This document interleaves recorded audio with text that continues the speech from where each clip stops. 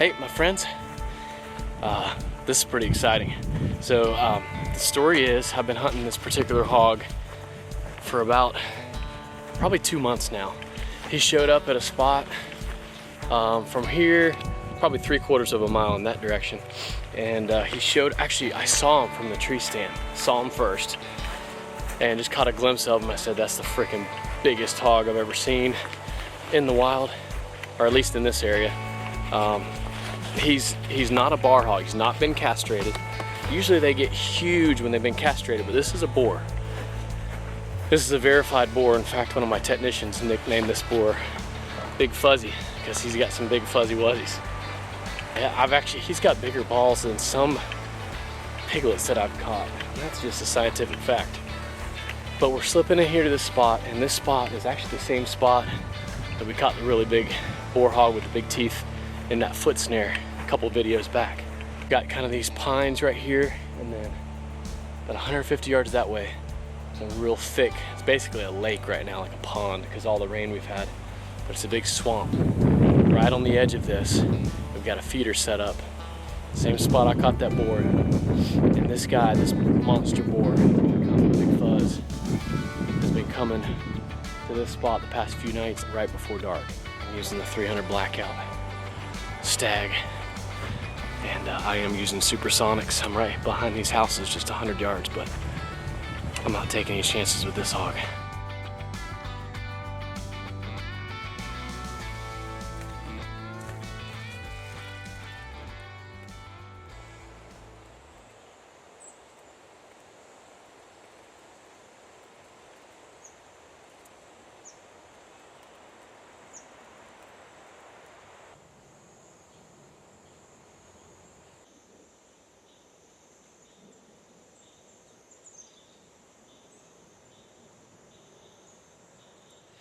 Well, this hog is smart.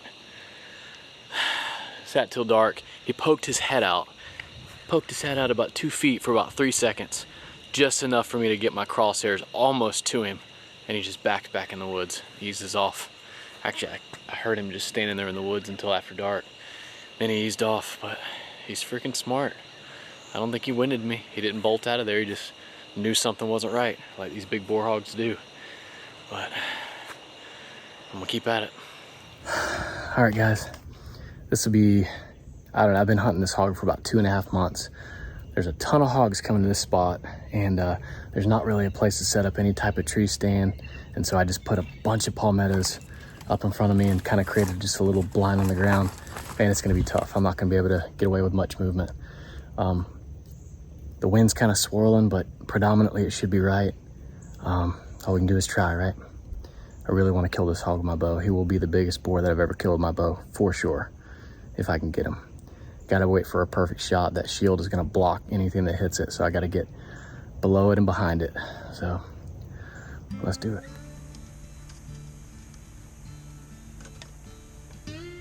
So right off the bat, these two pigs came in, and I knew it was a different group than the big boy I'd been hanging out with, so I decided to take one.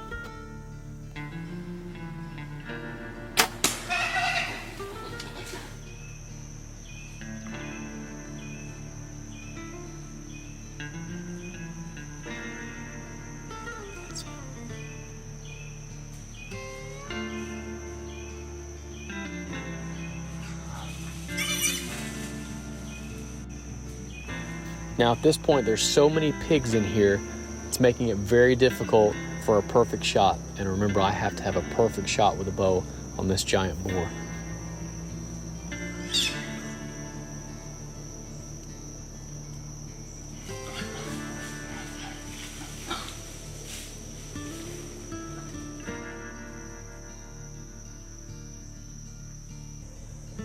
I sat here frozen in this position for over 2 hours until darkness fell, and so the only option that I had was to see if I could sneak out back to my truck to grab my rifle and thermal and come back in, trying to do all this without the boar detecting me.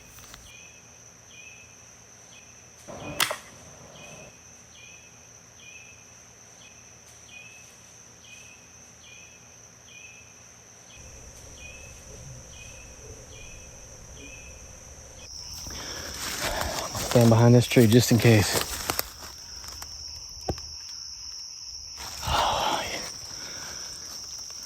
That is the hardest hog. That is the hardest animal, specific animal that I've ever worked for in my life.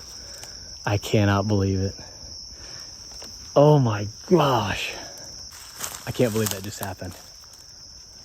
I'm sitting here on the ground. I got a hog over here. I don't know if you can see my nocturnal right over there. I'm sitting right over here on the ground, just stuck a bunch of palmettos and tucked up underneath the big palmetto head. And I sat there and watched this hog for about an hour and a half, quartering towards me. He was kind of behind a palmetto bush and just wouldn't come to the right, but quartering towards me the whole time, or facing me the whole time. Had no shot with a bow. I almost thought about putting it right here with a bow, and I was like, there's just way too risky.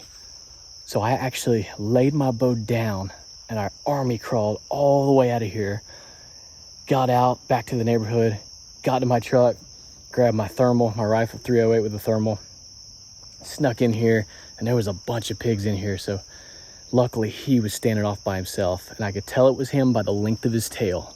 It's the only reason, because there was no other hog to compare it to, but his tail was hanging down, swinging. Anyway, we got him. Now I'm blind from the light. But that is him. White feet, and boy is he stinky, and boy is he absolutely massive. Golly, that shield. I don't know if you guys can see.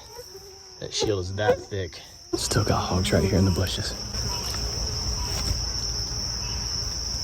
Y'all, yeah, I hear you. Y'all leave these people's yards alone. Y'all need to chill out. So here's the two hogs. Now this hog's about 100 pounds, just to give you perspective. 90 to 100 pounds. And he's closer to 300. I would bet he's probably over 300, just as thick as he is. But this is where I was sitting right over here. Just right here. Right behind these palmettos. There's my camera. The crazy part about all this, I was supposed to go on a bear hunt with my good buddy Tony to Canada yesterday. I was supposed to leave yesterday. And my passport after 10 years expired back in April. We probably spent 10, 12 hours on the phone. We paid for expediting. We paid for overnight shipping. Still hadn't got my passport as of Friday. As of Saturday, I checked and it said still in progress. So Saturday late night, I get an email that I didn't get until Sunday morning saying your passport has been shipped and it'll arrive on Monday. So 1 day late. I promise you, that's a true story. So Glorianne just texted me that the passport came in and it's a day late. So I wasn't able to go to Canada on my bear hunt, but this guy here was just like shooting a bear. Unbelievable. I may have shot a bear in Canada, not as big as this hog. So we got to get some help getting him out of here. I'm waiting on help to get here. And what's interesting is these big smart animals, they will face downwind because they're aware of everything upwind because they can smell it coming in. But predators coming in downwind, they can't smell them obviously, so they typically will face downwind. I've had so many big boar hogs come in and just face me the whole time they eat and turn around and walk away. All right, help has arrived. We're sneaking back here now. Wow, boy. Look at that big old papa. Man, he's thick, huh? Yeah. Dude, look at this freaking pig, bro. Yeah, he's stout. He's corn fed, man. He's probably eating like 1,000 pounds of my corn. Yeah. See, he's yeah. That was either done by another boar hog or a dog caught him right there. Boy's fighting. Yeah. Okay.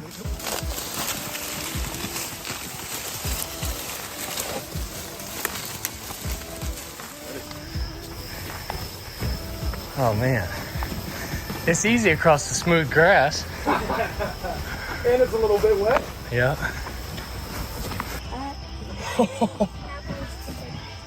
That was mine bigger than that one. No way, Jose. Was it almost? No. Sorry. How big was it? He was big. He was big. He was probably 200 pounds. This is my buddy Mike Dragage. He made easy work of that. That's right. So I want to give a little shout out to Mike. He's got a nonprofit organization called Project Save Your Outdoors. You want to tell him a little bit about it? Yeah, so we fight PTSD and veteran suicide by connecting with the outdoors and sharing the true freedom that comes through Jesus Christ. And so that link's going to be in the description, projectsaveyouroutdoors.org, right? Yes, sir. Perfect. So go check it out. Donate if you feel led. It's an awesome cause. Yeah, next time you need a big hog pulled out, remember, I'm looking for part-time work, bro. He made easy work of that hard, like nothing. We've caught and killed well over 1,000 out of this neighborhood just in the past 7 years, but it's never ending, huh? Never. Appreciate y'all joining us. Until next time. We're out. Stay wild. Stay wild. That'll work.